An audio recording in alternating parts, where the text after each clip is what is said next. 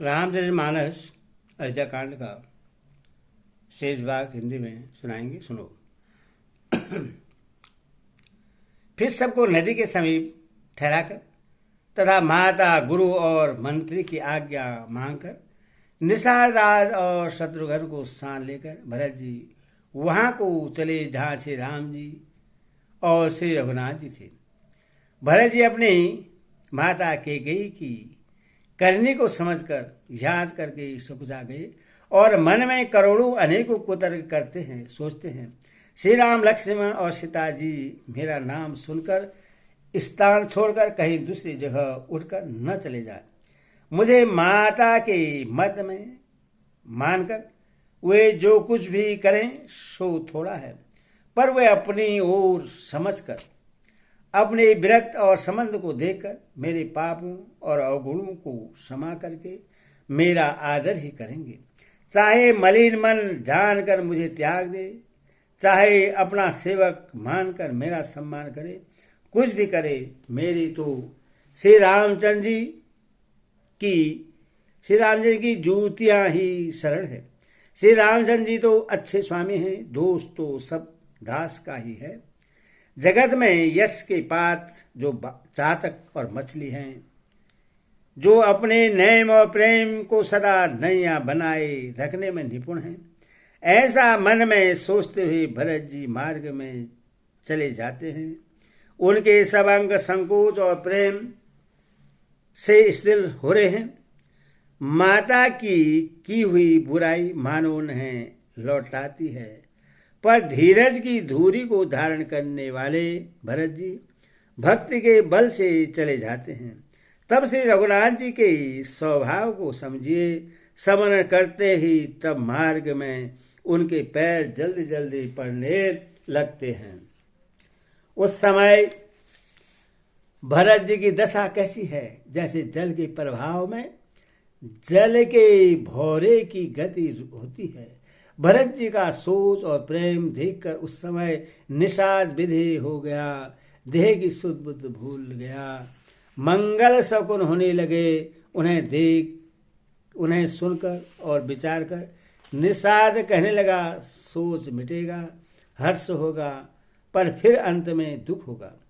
भरत जी ने सेवक गुह के सब वचन सत्य जाने और वे आश्रम के समीप जा पहुंचे। वहां के वन और पर्वतों के समूह को देखा तो भरत जी इतने आनंदित हुए मानो कोई भूखा अच्छा अन्न भोजन पा गया हो। ऐसे इति के भय से दुखी हुई और तीनों आध्यात्मिक, आदि दैविक, आदि भौतिक तापों तथा कुरुग्रहों और महामारियों से पीड़ित प्रजा किसी उत्तम देश और उत्तम राज्य में जाकर सुखी हो जाए। भरत जी की गति दशा ठीक उसी प्रकार की हो रही है। अधिक जल बरसना न बरसना, चूहों का उत्पात, टिड्डियां, तोते और दूसरे राजा की चढ़ाई, खेतों में बाधा देने वाले इन 6 उपद्रवों को इति कहते हैं। श्री रामचंद्र जी के निवास से वन की संपत्ति ऐसी शोभित है मानो अच्छे राज्य को पाकर प्रजा सुखी हो। सुहाना वन ही पवित्र देश है, विवेक उसका राजा है और वैराग्य मंत्री है। यम, अहिंसा, सत्य, असत्य, ब्रह्मचर्य और अपरिग्रह है तथा नियम, सौज, संतोष, तप, स्वाध्याय और ईश्वर प्रणिधान योद्धा है। पर्वत राजधानी है, शांति तथा सुबुद्धि, 2 समुद्र, 2 सुंदर पवित्र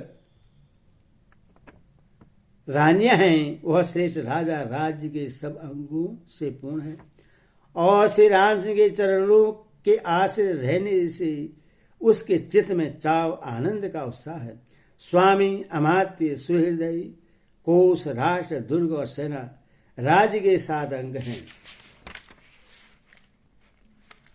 मोह रूपी राजा को सेना से जीतकर विवेक रूपी राजा निष्कंटक राज्य कर रहा है।